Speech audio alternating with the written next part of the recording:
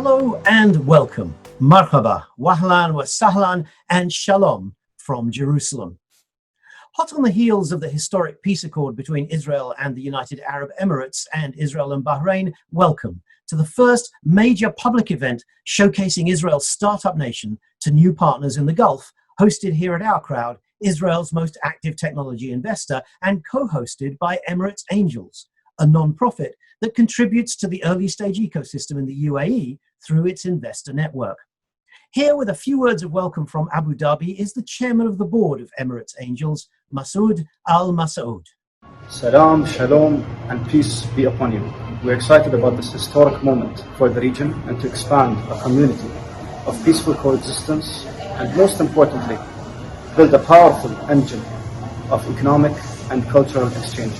We look forward to showcasing our startups to the world and the Israeli startup ecosystem and to Israeli investors, and we look forward to looking at the Israeli startups. MASAOOD Al-MASAOOD, chairman of the board of Emirates Angels, our co-host for today. I'm Matthew KALMAN, chief content officer at OurCrowd, and it's my pleasure to present today's speakers. As a journalist with Bloomberg and Technology Review, I've watched the UAE grow into a global business, finance, and logistics hub. But speakers at a recent conference in Abu Dhabi noted that as the UAE develops its high-tech economy, not enough of the foreign investment flowing through its institutions actually stays in the country. One complained that entrepreneurs were using the UAE as an ATM to fund mostly foreign investments. Both Israel and the Emirates have become global leaders in water technology, smart cities, green energy, electric vehicles, clean tech, and medical research. Last year, Israel launched an unmanned space shot to the moon. This year, the UAE launched an unmanned mission to Mars. It seems that Emirati and Israeli entrepreneurs and investors have a great deal in common and can help and learn from each other. So with the dawn of diplomatic relations, OurCrowd presents this introductory showcase for Emirati investors who finally have a chance to experience the wonders of Israel's tech economy at first hand. Today, you'll hear from hand-picked Israeli leaders in 4 of the areas where Israel is making a global impact: health, mobility, cyber, and artificial intelligence, together with investment experts who have long experience of doing business in the Gulf. There's a Q&A button at the bottom of your screen. Please use that to ask questions of our panel, and we'll be answering them later. And there's also the chat function. You can use that to connect with others on the call. First, with an overview of what the Startup Nation has to offer, here's the man who last December became the first Israeli investor ever invited to appear on a public stage in the UAE, the CEO and founder of OurCrowd, JON MEDVED. First, we'll start with our traditional disclaimer. The past results are no indication of future performance. Look, this is truly historic. The fact that we are now signing and implementing the peace gives us great enthusiasm. And in particular, as Matthew pointed out in his introductory comments, Israel and the UAE together can do enormous, great things for the world. Israel, as regarded by the World Economic Forum, has been named the most innovative country in the world for entrepreneurial culture, attitudes towards risk, its growth of innovative companies, and companies embracing disruptive ideas. As Matthew mentioned, the amounts of investment in Israel have been actually extraordinary. Last year was over 8 billion. We're almost at 7 billion in 2/3 of this year, and we're headed to a $10 billion year or growth even during the period of COVID. Now, we've also had remarkable amounts of exits. Over the decade, the exit value has been over $100 billion. Now, exits are down in the first half of this year because of the COVID crisis, but we expect that it'll be going up soon. What's most important is the fact that exit amounts on a per company basis have been going up consistently. In the old days, we were excited if we sold a couple $100 million company. Today, if your company is not being sold for $1 billion, you're not making the news. The biggest of all, of course, was the Mobileye acquisition by Intel recently for $15 billion. Now, when you look at the diversification of Israel's sectors, and this is a slide about our portfolio at OurCrowd, but it reflects really what's going on in Israel, is you're struck by how many areas Israel is active. And whether it's healthcare or enterprise software, fintech or cybersecurity, Israel is a player. And we are having a lot of exits in these areas who are being bought by the leading companies in the world. And whether it's Intel, Samsung, Wave, or Beyond Meat, which goes public on NASDAQ, our companies are making the news. When you look at Israel's broad presentation, it could be in AI, which drives everything, or digital health. It could be in fintech or energy, logistics, or ag tech. And I'm just going to give you a quick run view of how so many of these companies are making impact. So in fintech, there are companies like BioCatch, which give you the ability to actually have biometric checking and authentication via behavior, how you hold your phone. In cybersecurity, companies like CyberX, which was just recently bought by Microsoft, are protecting our IoT networks. In mobility, companies like Skytran are busy planning the next generation of mobility beyond the autonomous vehicle.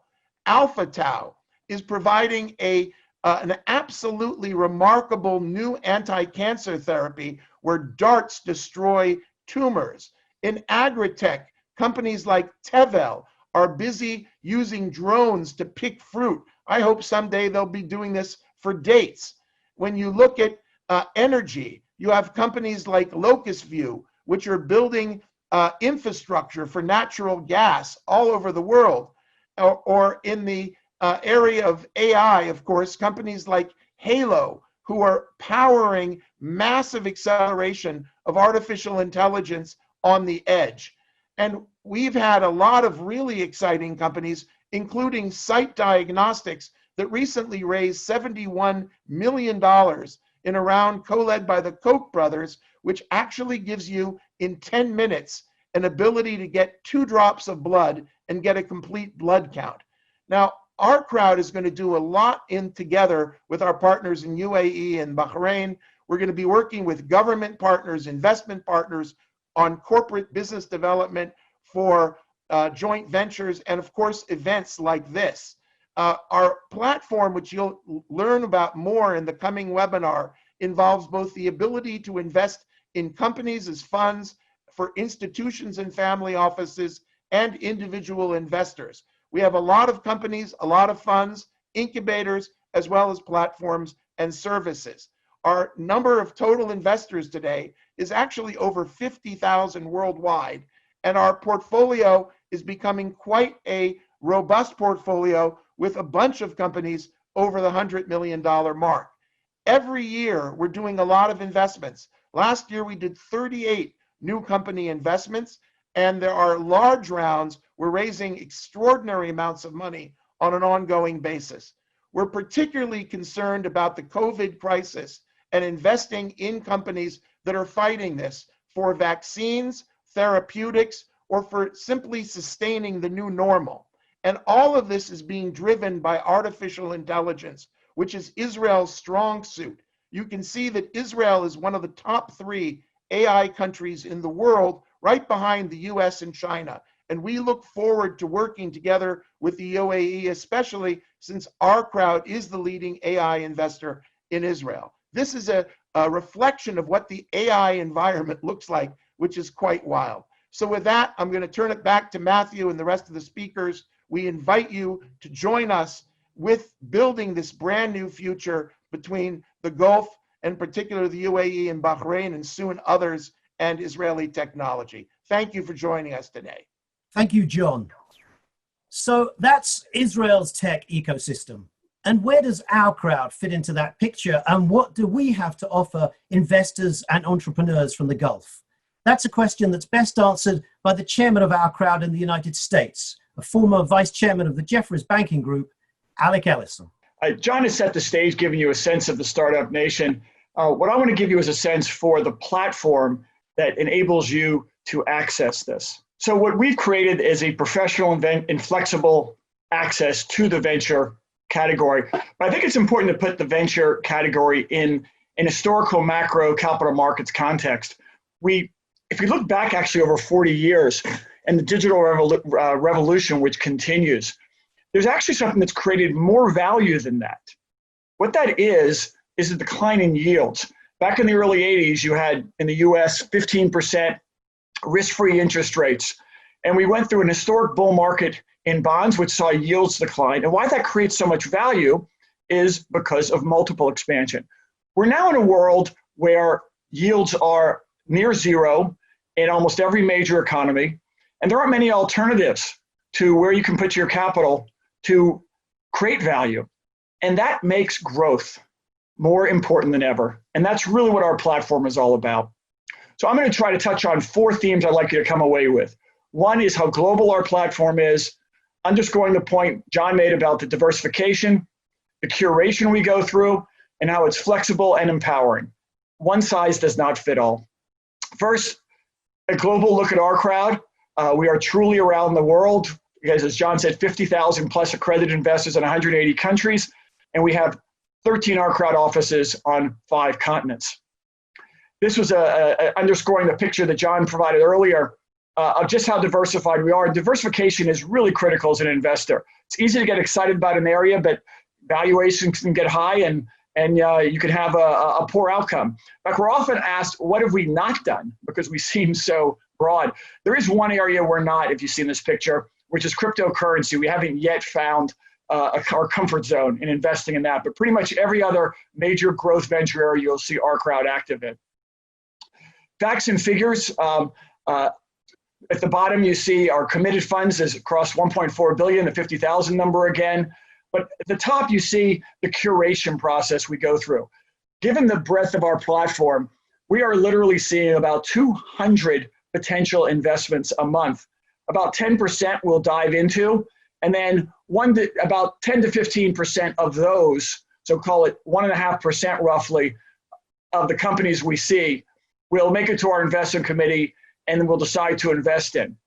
It's only after we've decided at the GP level to invest in the company do we offer it through our global network of investors.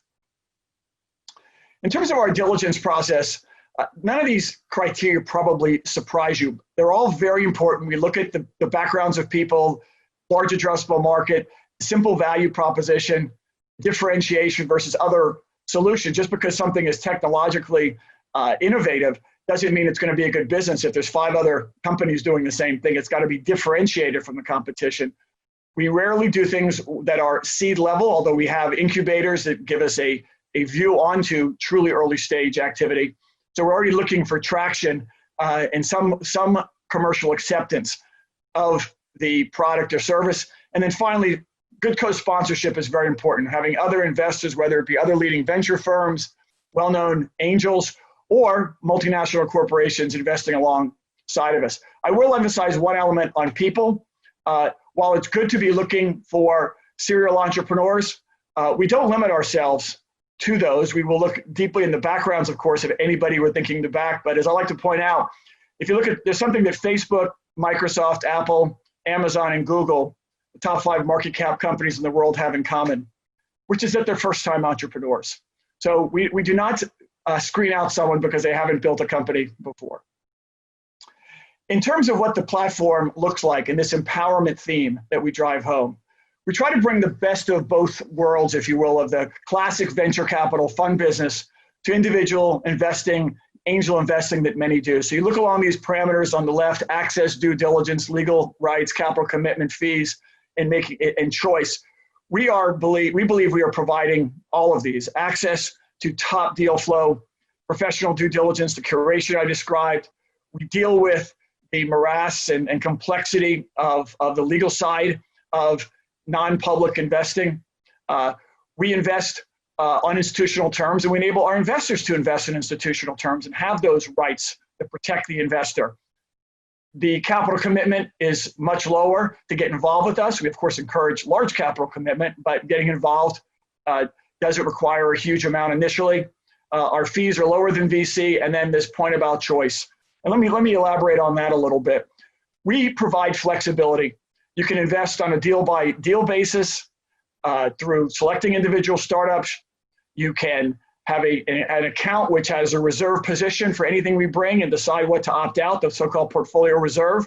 Or you can invest in one of our funds and have diversification from day one across the broad range of sectors in which we invest. And then finally, in terms of empowerment, we want to empower you as an investor to actually help the companies. This is part of the strength of this global platform. So we have a feature on our platform that we continue to build, we call the introductions feature. It's part of our networking platform, where we're not just reaching out to our global investors to provide capital, but also to provide introductions. So you see here a screenshot from some of the companies that we're invested in, where they reach out to our global investor base of 50,000 plus, looking for introductions to open doors. We recognize that you as sophisticated investors are also people with very powerful networks. And this is a way of helping your companies you may be invested in or other companies on the platform. And as you see at the bottom, if a company wants to retain its confidentiality, the introduction request looks like it's coming from OurCrowd. And then final point, just in terms of the team behind all of this, you see John on the top left. I'm the guy on the top right. I'm the one person not based in Israel, but this is a very international group. We have natives of 6 different countries in our senior management team here. And with that, I'll turn it back to you, Matthew. Thank you, Alec. Well, one of the areas where Israel excels is in digital health, whether it's the use of artificial intelligence to improve triage and drug development, or the deployment of advanced optics and robotics for diagnostic imaging and assisted surgery. Technology developed by Israeli startups is being adopted by major healthcare providers worldwide. Joining us now to understand the development of Israel's digital health sector is Alan KAMER, the managing partner of OurCrowd Qure, which is our dedicated medtech investment fund. Alan, welcome to this very special event aimed at our partners in the Gulf, who suddenly are much closer than before, even if we can't yet meet in person. How would you sum up the main characteristics of Israel's digital health ecosystem? Thanks, Matthew. Israel's digital health system is really a thriving ecosystem. You're really marrying the leading technology of Israel with a world-class healthcare system. And as a result, we have over 600 companies that are actively pursuing digital health innovative solutions. You combine that with over $300 million of investment by the government in digital health companies and innovative projects. Plus you have a number of leading HMOs with health records for more than 25 years and are looking to collaborate and innovate with these digital health companies. And the result is really a digital health nation that is leading the way in adopting and building the next generation of digital health solutions. And in that ecosystem, which Israeli startups would you highlight as the standout examples of the kind of medical innovation you're describing? There are a number of very exciting companies. It's of course hard to narrow the focus to just a few.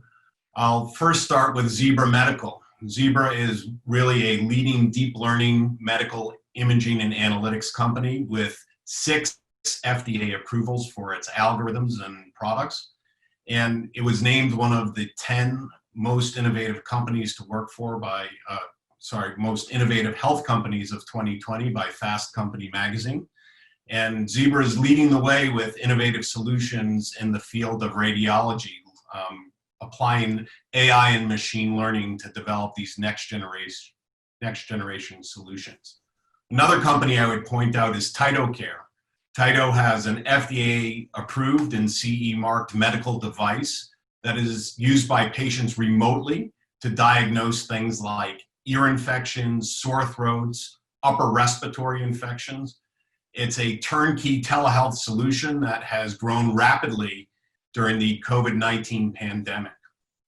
Then of course there's Identify. Identify is the first end-to-end e-genetic counselor that is both medical grade and consumer friendly, so used by genetic counselors in the interpretation of genetic test results, but also available to consumers to understand and learn about their genetic test results.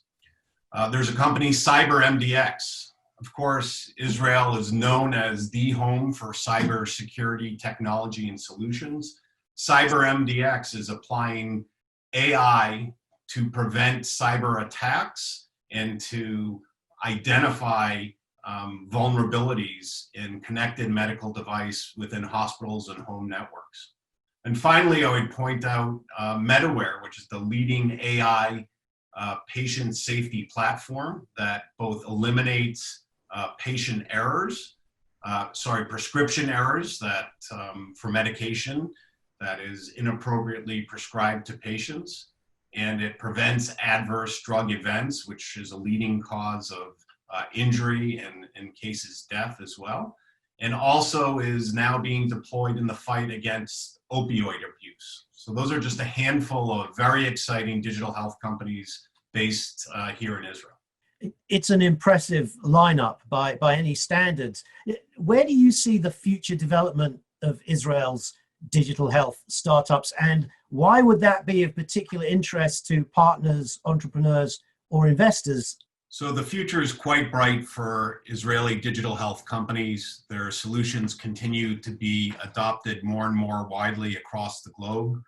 And what's exciting for us is the opportunity to bring these technologies to the UAE, to partner around bringing these new solutions and adapting them to the local conditions in the UAE hospitals and the market environment, and innovating together and developing new solutions and new ideas and new digital health products that will ultimately be useful globally.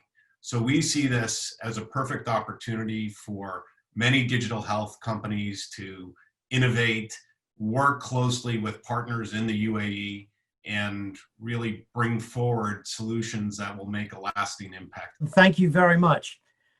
I should mention at this point that we have a Q&A button at the bottom of your screen. So if you'd like to ask questions of any of our panelists, please use that button and we'll be putting your questions to them later. And now we turn to mobility. For decades, Israel didn't do too well when it came to the motor industry until about 15 years ago, when the introduction of computer-assisted vehicles, collision avoidance systems, electric cars and scooters, and the accompanying cyber threats suddenly catapulted Israeli technology onto the workbench of every major auto manufacturer in the world. The 400 or so multinational R&D centers in Israel include just about every leading car company. So why Israel? That's a question I hope we'll hear answered by OurCrowd's Director of Business Development and Mobility Lead, YAKIR MACHLUF. YAKIR, what's the current state of the mobility sector in Israel? Thank you, Matthew. So really the mobility sector, not only in Israel, but worldwide, is actually going through very interesting times. Basically, this is very much due to the intersection between several trends. And I think in order to understand this, we need to kind of realize that in the past recent years, the key vision for the automotive industry was the vision of CASE, connected, autonomous, shared, and electric. But in the past year, I would say, there has been a few flaws that has been discovered in the approach. And the key ones were around, first of all, the framework itself, where the fact that autonomous, electric, and connected are technological components, shared is a business model that mainly relies on key developments of the first three. Because of that, there are many platform technologies such as Uber, Lyft, many other shared technologies are not able to actually reach profitability just because the underlying technologies are not there yet. Which brings me to the fact of, to the aspect of autonomous. Autonomous capabilities have previously, we heard statements that by the years 2021, 2022, 2023, we will see already fully autonomous vehicles, what the industry likes to call autonomy level 5. But where we are actually today is that the OEMs and the tier ones basically stated that this is a much bigger effort. It's much harder to get there. It would require much more capital to be deployed into the development. And we're basically at the levels of 2+ 2++, and maybe a handful, even less than a handful of level 3 capable cars. Basically, that means that there are many startups that from the get-go aim towards either platform technologies and shared mobility, and on the other hand, maybe full autonomy. They're now struggling in adapting towards the new reality of the automotive industry. As an investor in the Israeli ecosystem, has actually from the get-go invested in startups that are not only relevant to a specific level of autonomy, but could actually cater to the different levels. So in the OurCrowd portfolio today, we're seeing startups such as Arbe and Innoviz, who develop sensors for the autonomous vehicle, already being discussed into vehicles of level 3 autonomy, and companies such as Broadman 17 and Carica already tackling the problems of ADAS, not only focusing on level 5 autonomy. If we're looking at the shared component, the shared mobility has actually suffered quite a bit from the lack of adequate infrastructure. And a company that actually referred to earlier as Skytran, a company that is actually solving those problems by developing both a low cost and easy to deploy infrastructure, and together with that, the software layer that actually enables on-demand transportation and moving at speeds of up to 300 kilometers per hour. Looking at other trends, so if we spoke about the demise maybe of the case framework, the biggest other trend is of course COVID-19. COVID-19 got people traveling less, staying away from public transport, maybe from shared transportation. People are trying to get back to the personal ownership, traveling by themselves, and we're actually seeing a huge rise in micromobility adoption, for instance, because of the fact that it is, first of all, you avoid congestion almost entirely. It's completely personal. And an example for that would be a portfolio company of OurCrowd called Super Pedestrian, which does provide shared e-scooter platform and the scooters themselves, so hardware and software together. They're actually also targeting adapting to the COVID needs today, and they provide sanitization services also for their platform, so anyone can use, could have access to micromobility without the fear of attracting COVID-19. So there's a big footprint in cars and other land vehicles. What about the growing demands of the aviation industry? Is the Israeli ecosystem equipped to address those as well? So that's a very good question. The aviation industry, actually, if we think about it, when was your last flight, Matthew? Can you remember? I can't remember. Yeah, so mine was early January when I flew to CES. And since then, I actually had 0 flights, as you can imagine. And probably the aviation sector was the most affected sector by COVID-19. On average, about 60% decline in passenger volume. We've seen some peaks in certain airports of almost 99% decline in passenger volume, really grinding to a complete halt, almost grinding to a complete halt. And OurCrowd has been working with several entities from the aviation and the airport sector to figure out and map the opportunities in the Israeli ecosystem that are relevant nowadays. And now on your screen, you can see a landscape map that was actually prepared as part of that process. And what we've noticed is that in comparison to maybe previous cases where we had a few additional measures added, like a magnometer or a full body scan, now we're actually, the aviation industry requires an addition of a complete new layer, a layer called biosecurity. Now, I'm not talking about scanning for forbidden animals or any kind of seeds or fruits, but this is actually the introduction of new measures that are able to screen, to diagnose, to enforce social distancing and sanitize the airports in the airports and the passengers as they go to board planes. And as we can see here in the landscape map, there are actually in the landscape map several portfolio companies of OurCrowd, but I'm only going to touch 2 of those. And the first one is a company called Juganu. And Juganu are actually a company that developed a proprietary LED light that initially was used to better light areas and also provide additional services like connectivity, like temperature sensing, and etc. Juganu are actually able to provide today the light in the spectrum of the UVC light, which is actually a disinfectant for COVID-19 and other viruses and bacteria. And this could be used in airports to disinfect huge halls and spaces as soon as on request. So a very easy to implement and a very cheap solution to implement and get full sanitation. The other company is actually a portfolio company that OurCrowd was a part of its inception, a company called Visible Zone, that are able to provide today a solution to enforce social distancing by only installing an app on cellular devices without any connectivity, not Wi-Fi or any kind of Bluetooth. They're able to alert you if you are in less than 2 meters away from any other person, if he's a carrier of COVID-19 or other infectious diseases. So many companies in the Israeli ecosystem have actually adapted quite a bit, as we can see here in the landscape map, to provide solutions to for COVID-19. Many of them are not aviation related per se in their original status and coming from the mobility sector, energy sector, medical sector, only to tackle the COVID-19 needs.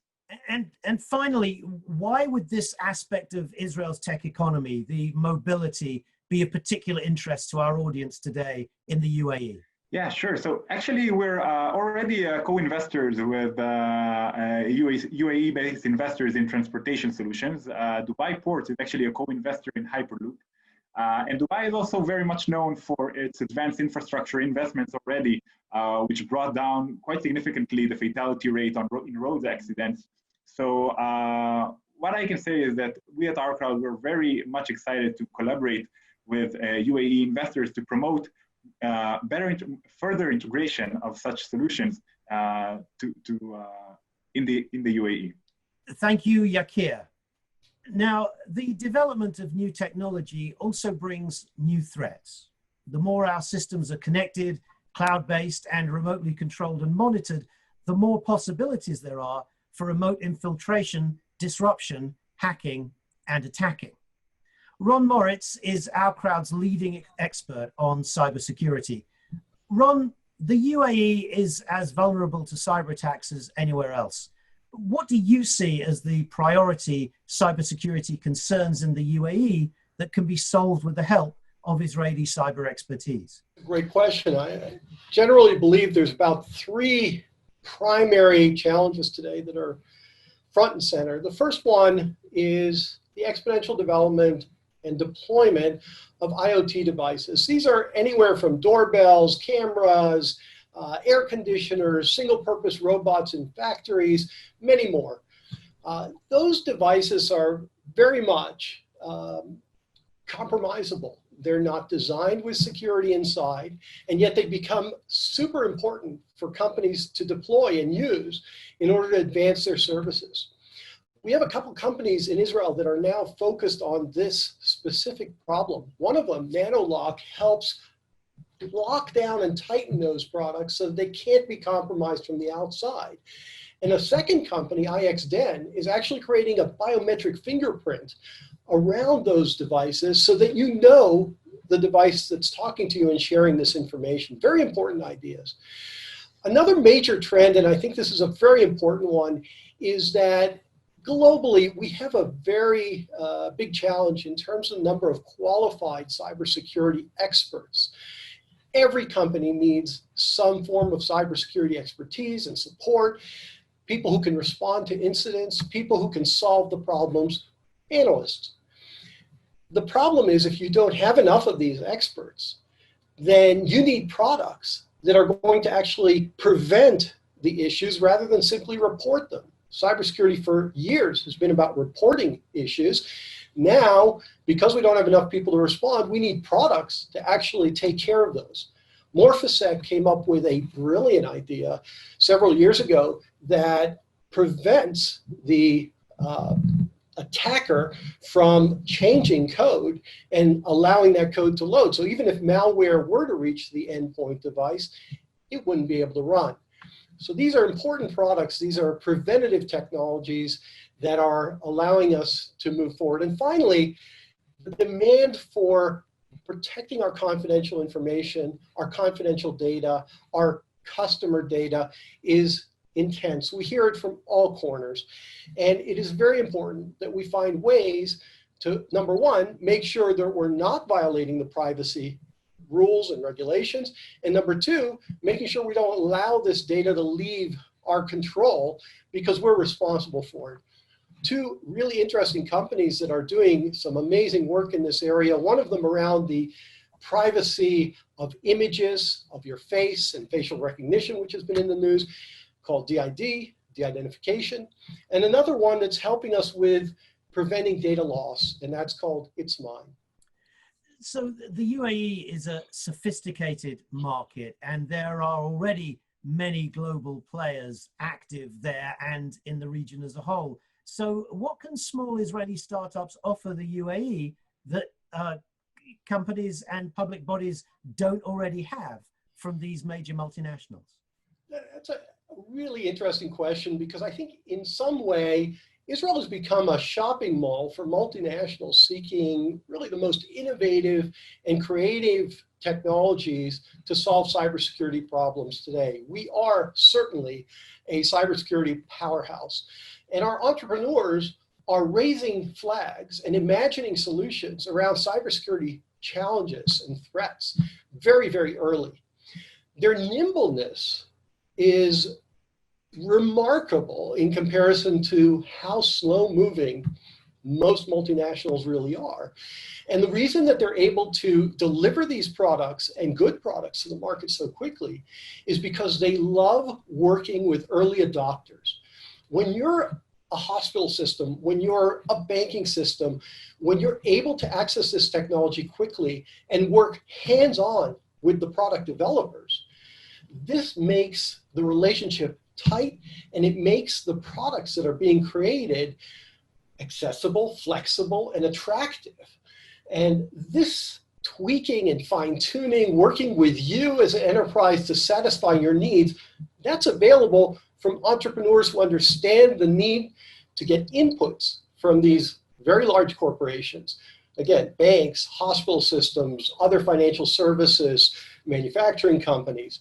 There's really no end. And once these companies become relevant, the multinationals come in and actually swoop them up. A great example of this was a wonderful portfolio company, a company that was in our portfolio at least until earlier this year, when Microsoft came and swooped them up, CyberX Labs, dealing with one of the very difficult problems in operational technology cybersecurity. This is cybersecurity that was part of the critical infrastructure in manufacturing sectors.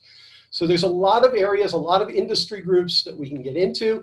And again, entrepreneurs who are excited to work hands-on with customers. The scale of many of the UAE companies are significantly larger than the scale of the local industry equivalents here in Israel. And I think it's very exciting that we'll have an opportunity to work hands-on with some of the most important companies in the UAE. Thank you, Ron. Well, we talked earlier about digital health, and our next guest is someone who's already demonstrated that artificial intelligence can cut waiting lists and improve healthcare for patients, while also increasing efficiency and saving resources for health providers. Her last company was bought by eBay, and she became their chief scientist. Her new company, Diagnostic Robotics, uses advanced artificial intelligence technology to make healthcare better, cheaper, and more widely available.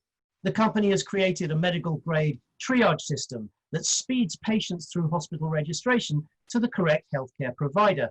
Qure RADINSKY is the chairperson and CTO of Diagnostic Robotics, and she joins us now. Qure, thank you for being with us today for this special event aimed at new partners in the UAE and the Gulf states, where you can find some of the region's finest hospitals. How has the COVID-19 pandemic changed the practice of modern healthcare? When we started before KAMER, we believed that till 2030, more than 3.8 billion people will not have access to primary care.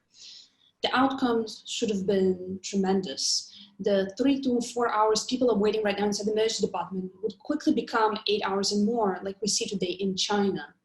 So we started building a clinical triage system, as you mentioned, that would ask a set of clinical questions from the patient, help navigate them, and take care of the first triage.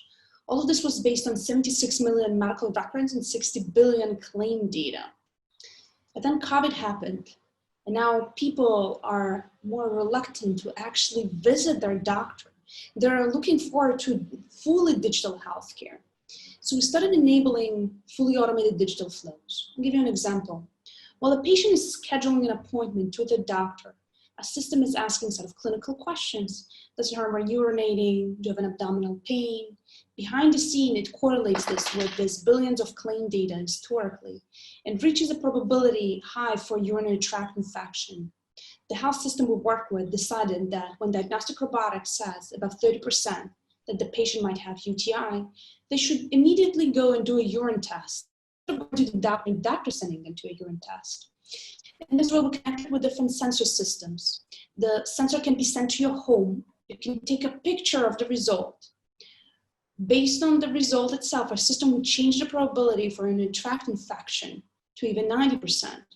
The doctor would then get a red flag alerting them that there's a patient in need and they can prescribe them remotely.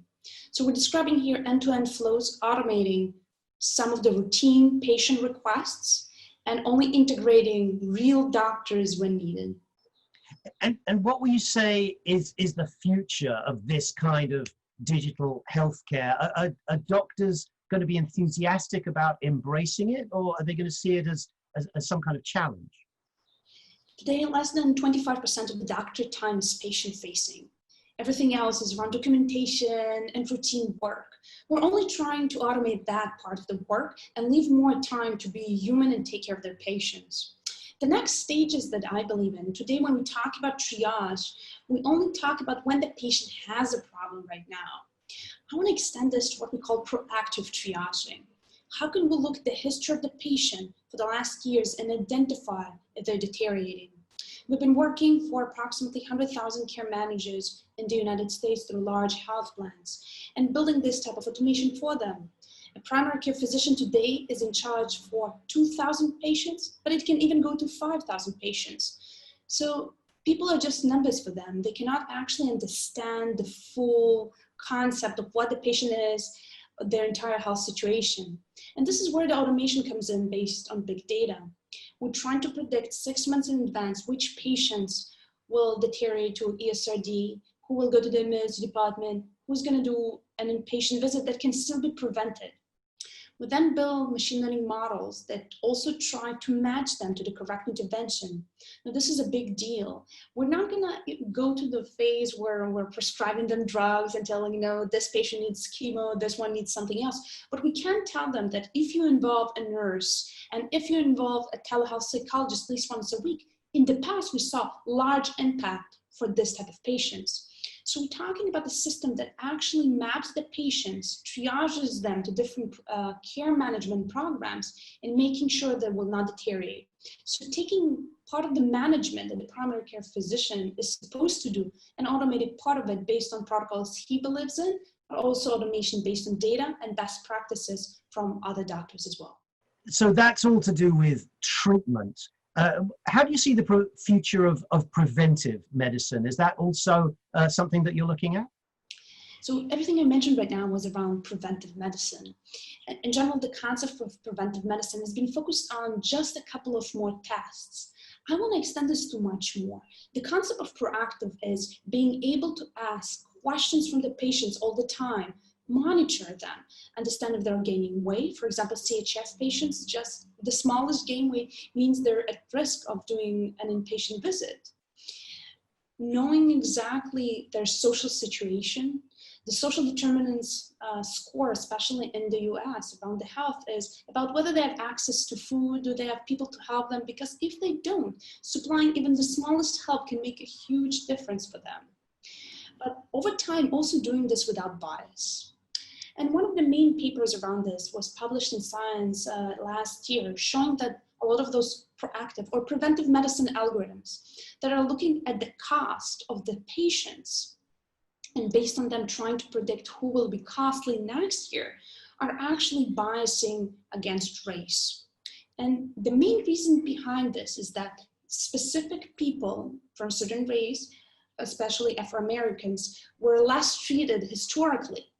So they can have exactly the same medical situation as white people, but still get less treatment. And machine learning models that learn these patterns are going to perpetuate them entirely for the future. So what we do, we apply state-of-the-art machine learning models to debias those type of predictions, making sure that we democratize healthcare in the right way. Now, the UAE, as we mentioned, has some of the leading hospitals and healthcare providers in the region.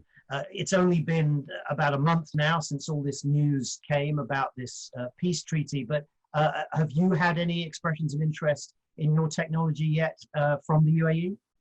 We've been approached by several different health systems, different business people to try to think together about how to engage and start deploying this in the UAE, but even further east. Thank you very much, Qure RADINSKY from Diagnostic Robotics.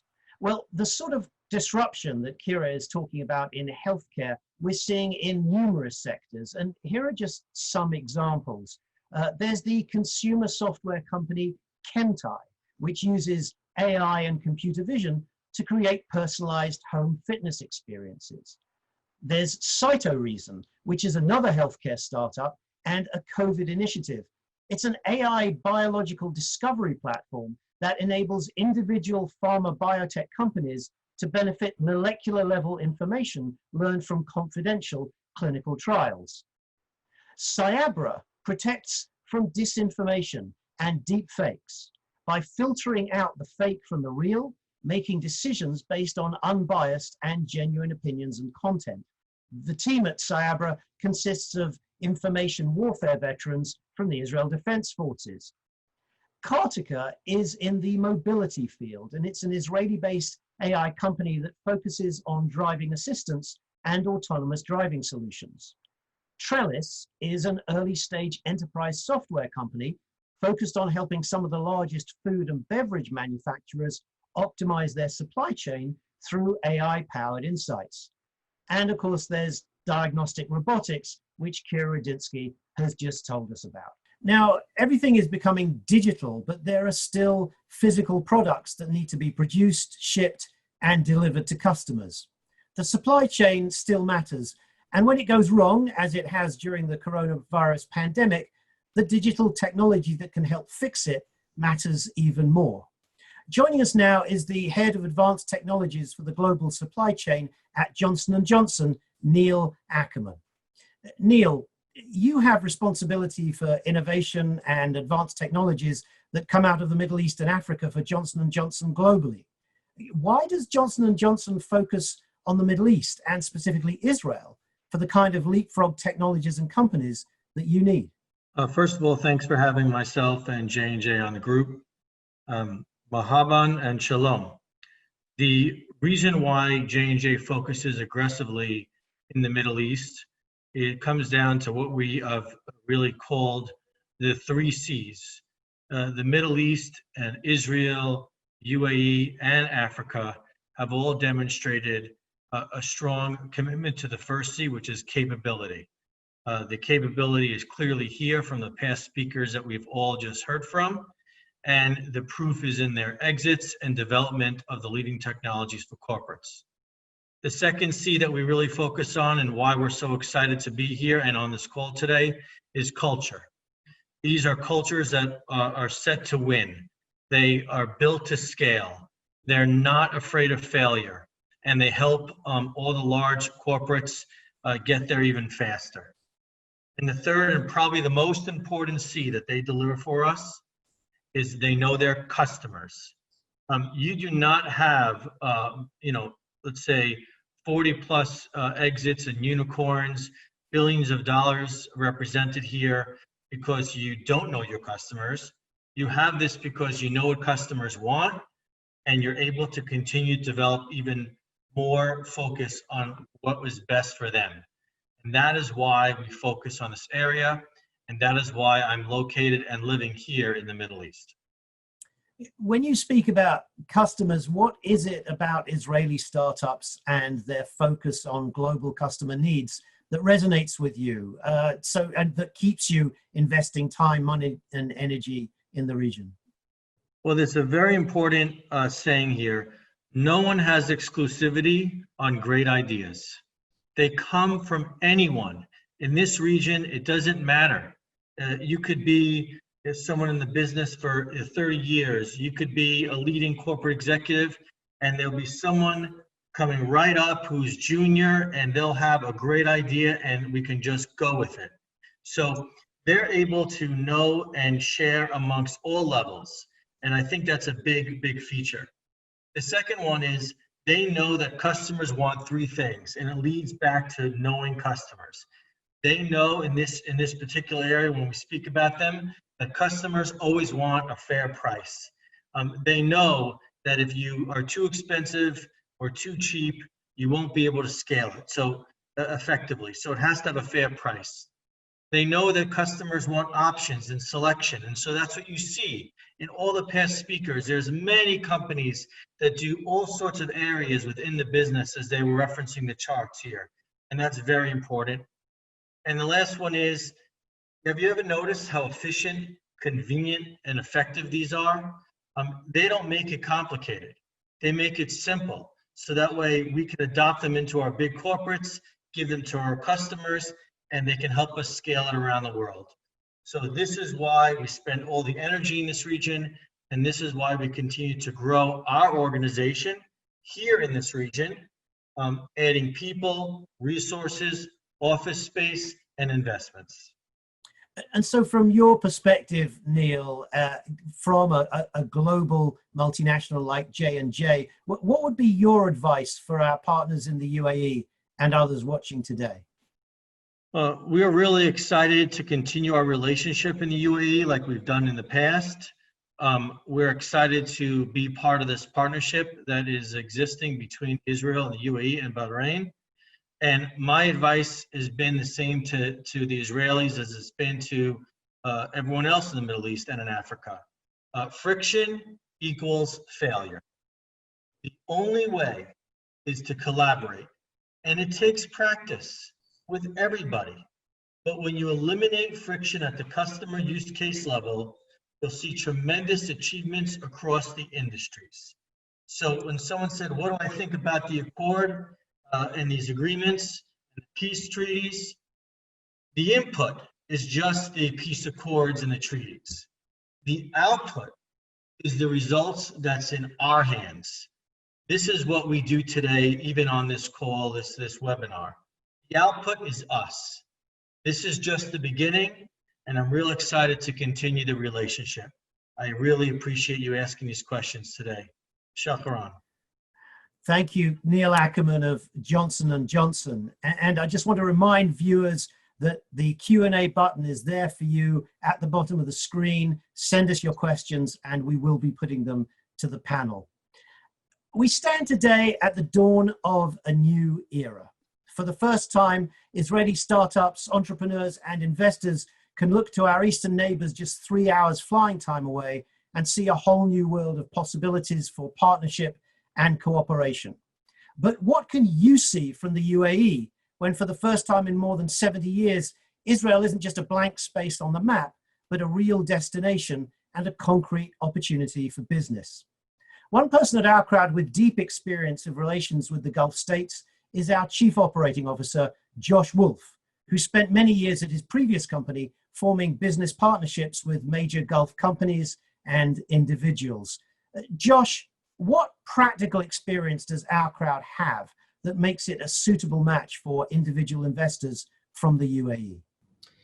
Thanks, Matthew. We're really excited because we think that there is tremendous alignment between the spirit of the business sector in the UAE and here in Israel.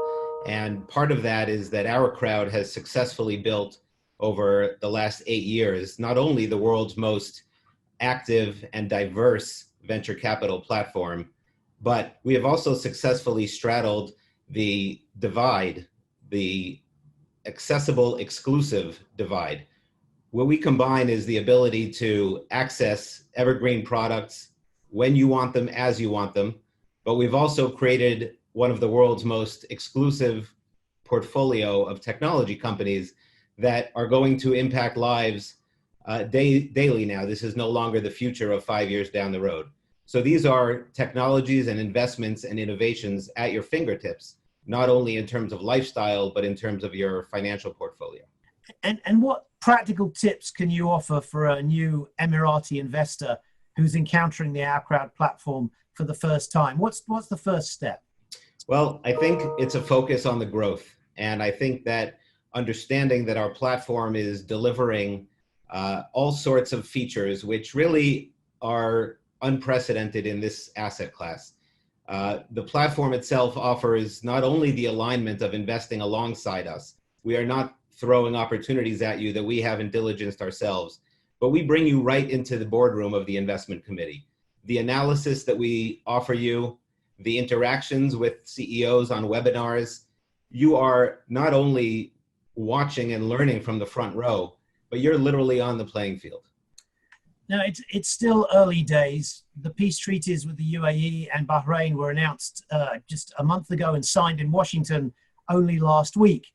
Are there any signs yet of interest in OurCrowd from the Gulf? Are there any early patterns to look out for as the opportunities expand for new regional alliances in investment and maybe partnerships? Yeah, it's been pretty incredible. I think since my first time in the region in 2008 and having the good fortune of making dozens of trips to Dubai and Abu Dhabi since then, we've learned that it's a culture which is, on the one hand, cautious, but also very creative. It's an ecosystem of early adopters, which is just one of many cultural similarities that Israel and the UAE have. And therefore, it's no surprise that we are literally every day, several times a day, getting together virtually now and soon enough in person with our friends in the industry. Not only with the local Emiratis who are certainly the visionaries, but it's such a spectrum of smart money that has been amassed in the UAE between folks from the East. Obviously, China and India have a major presence now, and the West, US and UK expats who are executives and company leaders. And that really has triangulated beautifully over the first few weeks of this relationship. And has really brought to the surface, as was mentioned earlier, years and years of experience working together in more roundabout ways, which are now going to bear fruit in the very immediate future. Now, we've spoken a lot about the particular value that OurCrowd brings to potential investors. Let's zoom out a little bit. You have experience of working with business people in the Gulf. What are the general business issues for investors as they approach the Israeli market in terms of regulation and financial and other considerations? What do they need to take into consideration? Sure. I think really the number one factor will always be one of trust. And that's a trust that needs to be earned. And I think that we've got so much common denominator between us. And there's going to be so much ambition early on that it's going to be up to the companies, to the innovators, to the individuals to make sure that the relationships that we build together are built on strong foundations. And those can only be done if you have substance behind your speech, if you have an actual product behind your pitch. And I think that that's one of the proudest pieces from the OurCrowd portfolio that we've been able to demonstrate over the years. As was mentioned earlier, over 40 exits in a relatively short amount of time from a portfolio of over 200 companies, returning real money to investors in a way that is transparent. They can track their investments along the way. And that's no different between the investor experience and the partnership experience that we are in the process of building today. We're going to build results, and we're going to use those results to create even greater outcomes in the future together. Josh Wolff, the Chief Operating Officer of OurCrowd, thank you very much. And we're going to move now to answer some of your questions. The first question is for Neil Ackerman. And someone writes in and says, overall, without being industry specific, what are the key technologies that you think need to be embraced as we face this new connected future? I'm coming from a supply chain perspective. I have answered this by saying that the new technologies have to have a few goals. First, they have to reduce friction. As we know, as we said earlier, friction will certainly equal failure. They have to reduce costs of transactions within the supply chain, and they have to enable better analysis with improved transparency. And so the technologies that we continue to look at and we're continuing to embrace in this area has to do with artificial intelligence, the revolution there, advanced predictive analytics, the IoT sensors. The watch out that we have seen more and more is the utilization of robotic process automation within the supply chain to show more efficiency and effectiveness end to end. And we look forward to continue to work with these countries within the Middle East and Africa and embrace all these new technologies and startups. Thanks. Okay, well, we have one more question for you, Neil, so stay with us. This next viewer says, I live in the UAE and this is very exciting and new. So I can just say welcome, and we hope you're finding today's broadcast useful, and we hope to see you again as we deepen ties with the UAE, with Bahrain, and other neighbors as they come on board.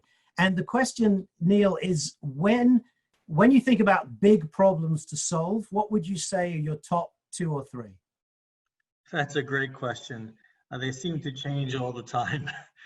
Right now, the biggest questions we're trying to solve is the art and the science of predicting demand. You can understand that this is the most important thing. When you know the perfect demand, then you know the perfect supply, and it's like magic. So that is one of the huge problems that we're always looking to solve.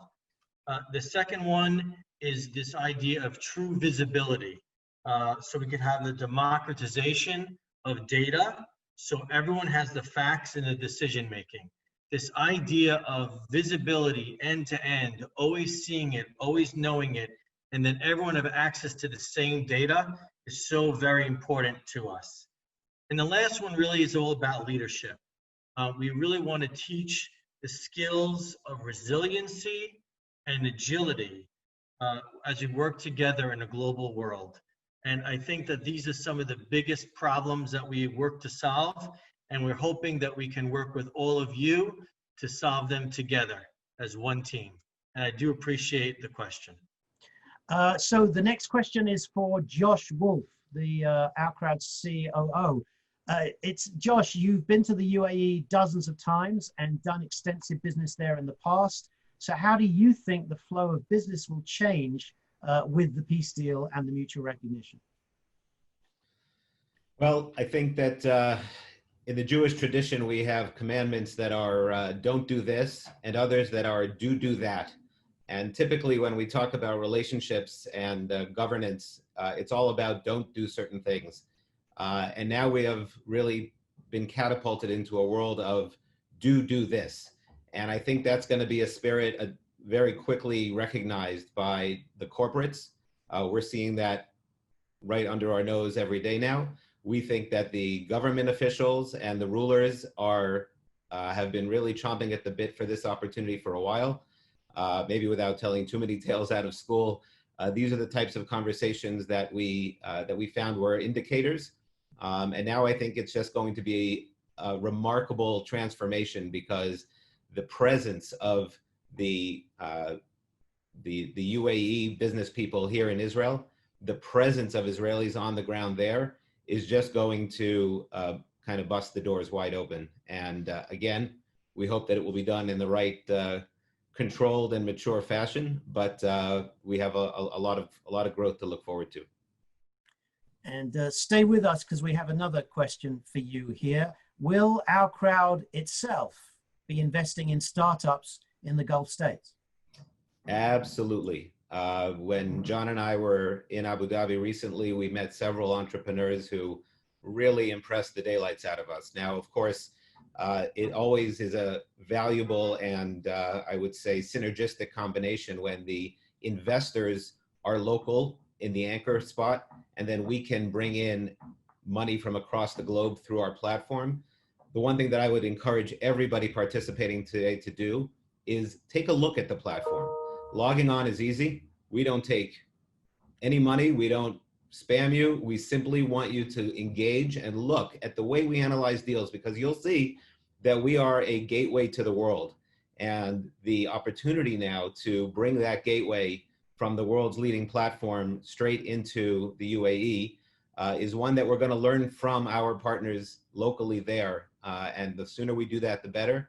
We're going to be setting up our offices there relatively soon under the right regulations, which we've done across multiple continents and dozens of countries until now. And this is our next stop, and it's a big one. Thanks very much. The next question is for YAKIR, our mobility expert. Somebody asks, do we see in mobility, both with respect to Skytran and super pedestrian, the critical nature of partnering with government authorities and not just standalone commercial models?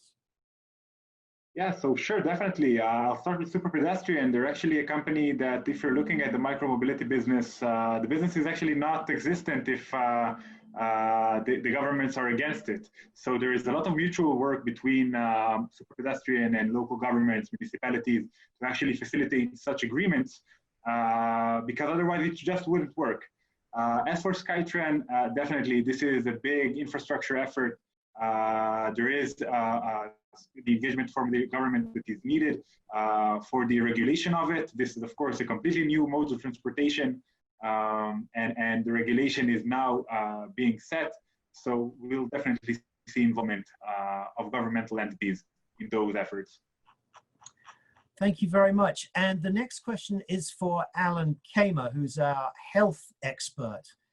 Somebody asks what effect the coronavirus pandemic has had on startups, both in terms of their performance, their investment, and exits. Has it depressed all of the health startups? How are they coping with the crisis? So, of course, COVID-19 has had a dramatic effect on companies and the healthcare ecosystem. If nothing else, this has reiterated that first and foremost, people's health is most important, and being able to receive appropriate healthcare is top on everyone's list.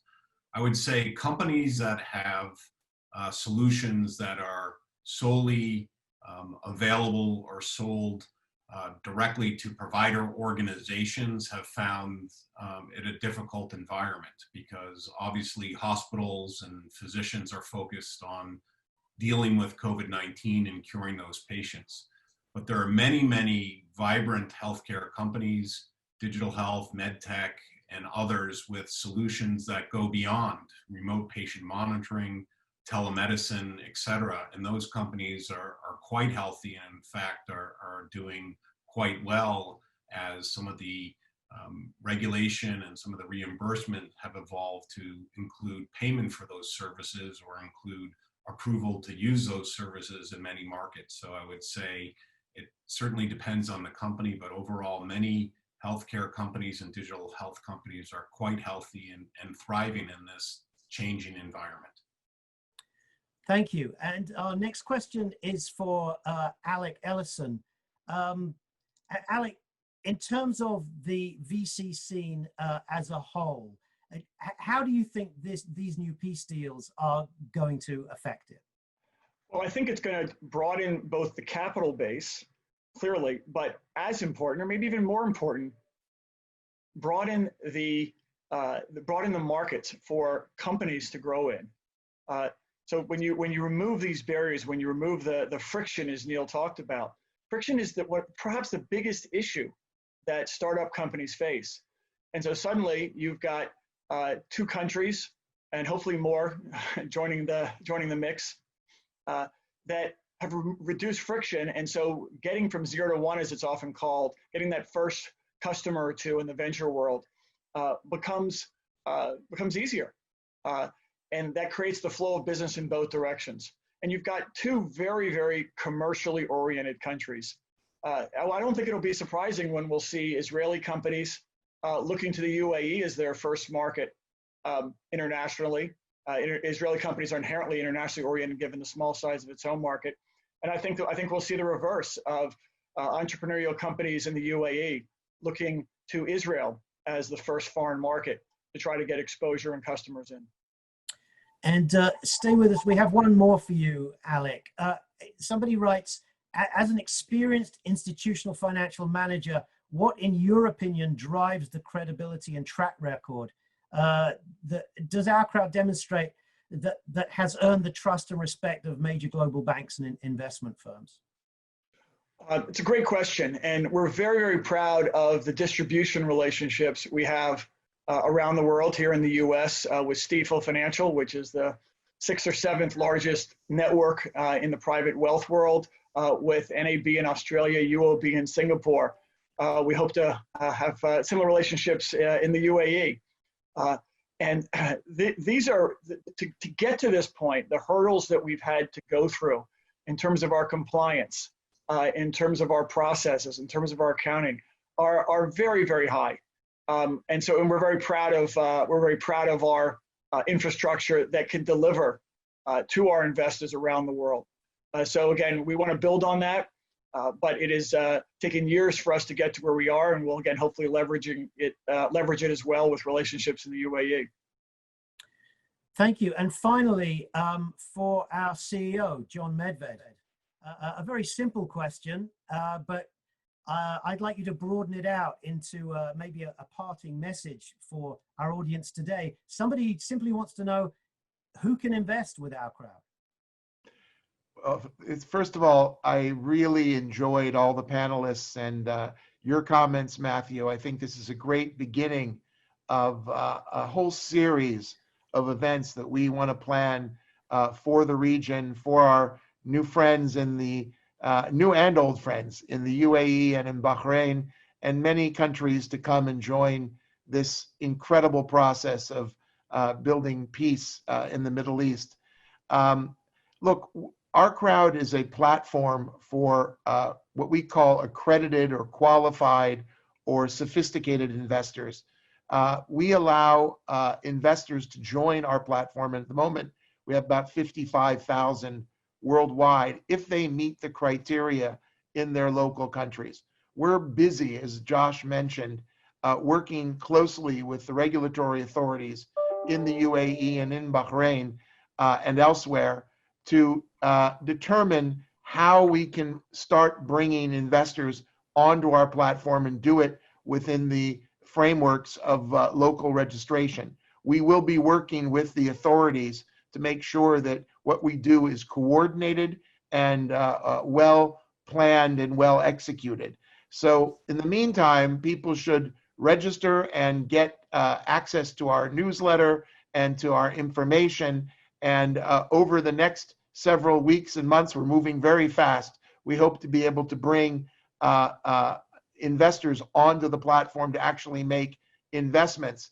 And in general, worldwide, our minimums are $10,000 for a single company investment. If you choose to invest in a super pedestrian or a Zebra Medical, that's a $10,000 minimum ticket, although we have people writing $10 million checks, and we're happy to take that kind of investment.